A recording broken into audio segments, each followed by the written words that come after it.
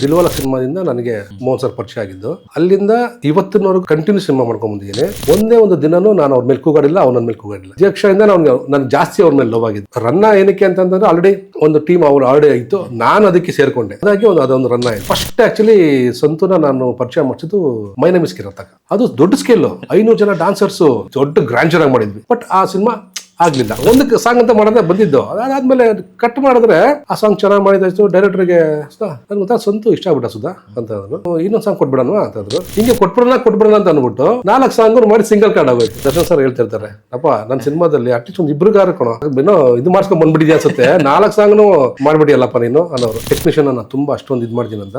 ನನ್ನ first cinema rakhi, ಅವತ್ತಿಗೆ ನನ್ನ track ಏನ್ ಹೇಳ್ತಿದ್ದ ಹುಡುಗ ಇವತ್ತು ಇದೆ ನನಗೆ. ನಾನು ಮೊನ್ನೆ ಅಂದ್ರೆ ಆಫ್ ದ ರೆಕಾರ್ಡ್ ಮಾತಾಡ್ಬೇಕಾದ್ರೆ ಇದು ಅಲ್ಲಿ ಥೈಲ್ಯಾಂಡಲ್ಲಿ ಸಾಂಗ್ ಶೂಟ್ ಮಾಡ್ಬೇಕಾದ್ರೆ ಯಾರೋ ಒಬ್ಬರು ಕನ್ನಡದವ್ರು ಗೊತ್ತಾಗೋಯ್ತಂತೆ. ಸೀನ್ ಕಟ್ ಮಾಡಿದ್ರೆ ನೋಡ 45 ಜನ ಸುತ್ತಲೂ ನಿಂತಿದ್ರಂತೆ. ಹೌದು. ಆಮೇಲೆ ಅಲ್ಲ ನೀವು ಇಲ್ಲೇ ನಿಮ್ಗೆ ಇದೆ ಅಂತಂದ್ರೆ, ನಾವು ಅಲ್ಲಿ ಸಾಂಗ್ ಹೋದಾಗ ಅಷ್ಟೇ, ಸೀನ್ ಮಾಡ್ಬೇಕಾದ್ರು ಅಷ್ಟೇ ಸುಮಾರು ಜನ ಬಂದ್ಬಿಡೋರು. ಅಂದ್ರೆ ಏನಾಗುತ್ತೆ ನಮಗೆಲ್ಲ ಡಿಸ್ಟರ್ಬ್ ಆಗ್ಬಿಡ್ತದೆ. ಅಂದ್ರೆ ಇವಾಗ ಅವರು ಅಭಿಮಾನಿಗಳೆಲ್ಲ ಬಂದಾಗ ಮಾತಾಡಿಸ್ತಾರೆ, ಮತ್ತೊಂದು ಮಾಡ್ತಾರೆ, ಎಲ್ಲನೂ ಮಾಡ್ತಾರೆ. ಎಷ್ಟೊತ್ತು ಬರ್ತಾನೆ ಇರ್ತಾರೆ, ಮಾತಾಡ್ತಾನೆ ಇರ್ತಾರೆ. ಇಲ್ಲಿ ಬಂದ ಮೇಲೂ ಕೂಡ ನಮಗೆ ಶೂಟಿಂಗ್ ಆಗುತ್ತಿಲ್ಲ. ಬೆಟ್ರ್ ನಿಮಗೆ ಸುಮ್ಮನೆ ಸೆಟಲ್ ಮಾಡೋದು ಬೆಟ್ರಲ್ಲ, ಅದು ನಮಗೆ ಅನ್ಸ್ಬಿಡ್ತದೆ. ಅಂದರೆ ಅವ್ರನ್ನ ಅಂದರೆ ಆಚೆ ಕಡೆ ಇದ್ದರೆ ಹಿಂಗಿರ್ತದೆ ಕ್ರೌಡ್ಸ್.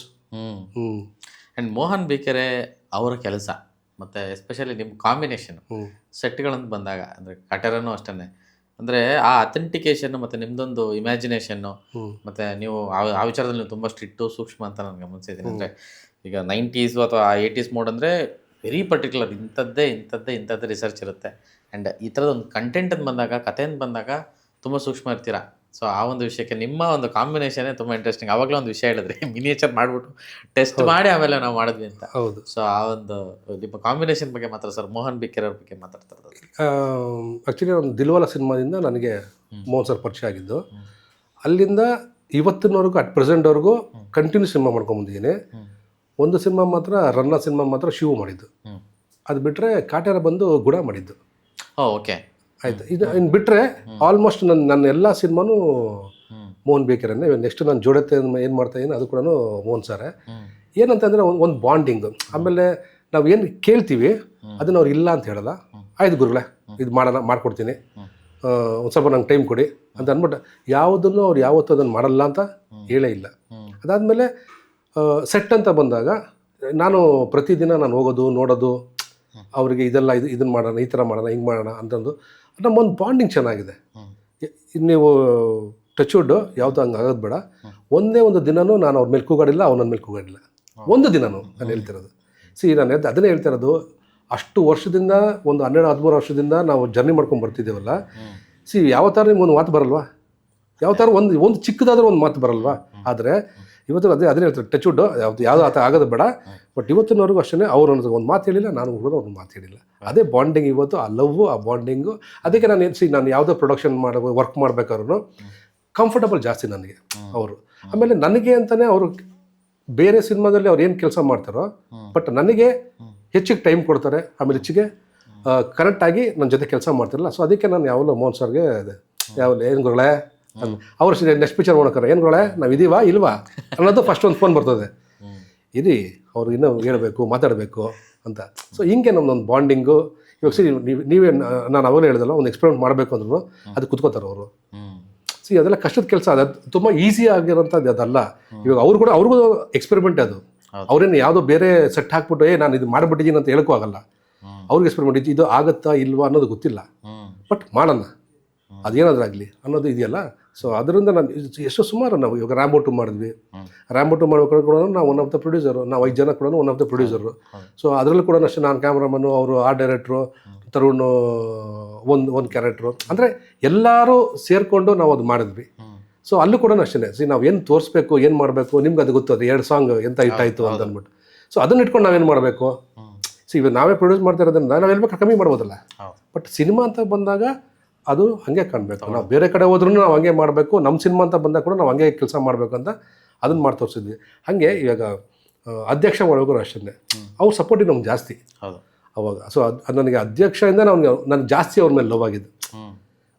ರನ್ನ ಏನಕ್ಕೆ ಅಂತಂದರೆ ಆಲ್ರೆಡಿ ಒಂದು ಟೀಮ್ ಅವ್ರು ಆಲ್ರೆಡಿ ಆಯಿತು, ನಾನು ಅದಕ್ಕೆ ಸೇರಿಕೊಂಡೆ. ಹ್ಮ್ ಸೊ ಅದಾಗಿ ಅದೊಂದು ರನ್ ಆಯಿತು. ಅದಾದಮೇಲೆ ಆಲ್ಮೋಸ್ಟ್ ನಾನು ಇವತ್ತು ಅಟ್ ಪ್ರೆಸೆಂಟ್ವರೆಗೂ ಅವ್ರ ಜೊತೆಯಲ್ಲೇ ಇದ್ದಾರೆ.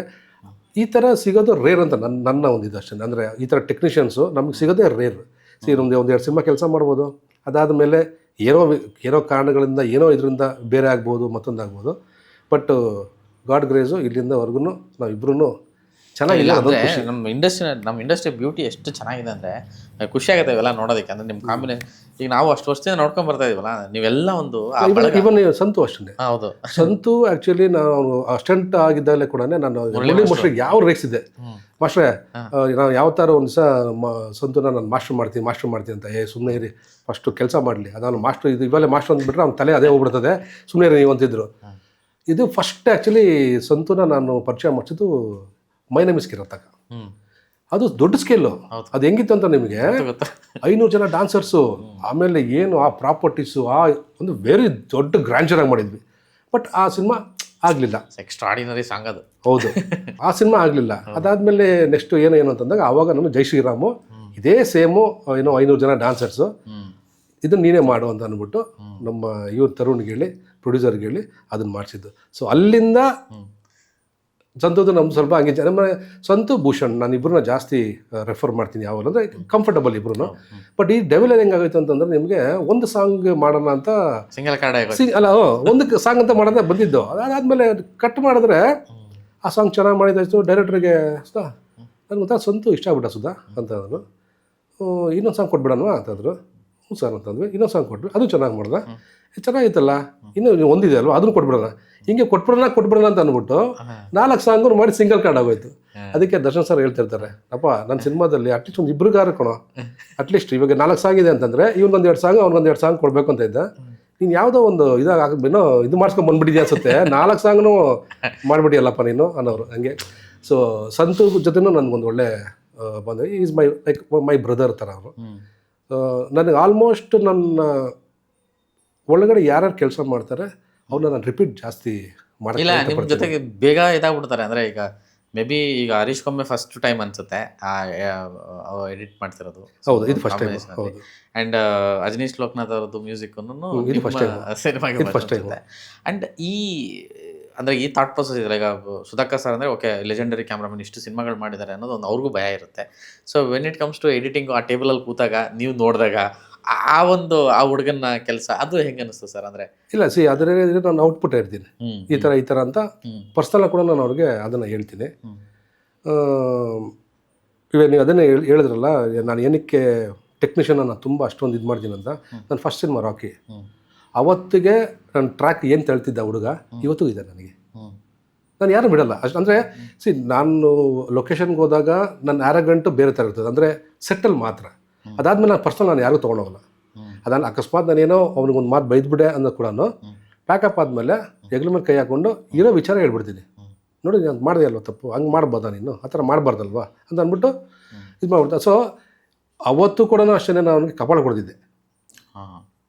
ಇದೇ ರಾಕಿ, ಅದು ನನ್ನ ಫಸ್ಟ್ ಪಿಕ್ಚರ್. ಅದು ಇವತ್ತಿಗೂ ನನ್ನ ಜೊತೆನೇ ಇದ್ದಾನೆ ಅವನು.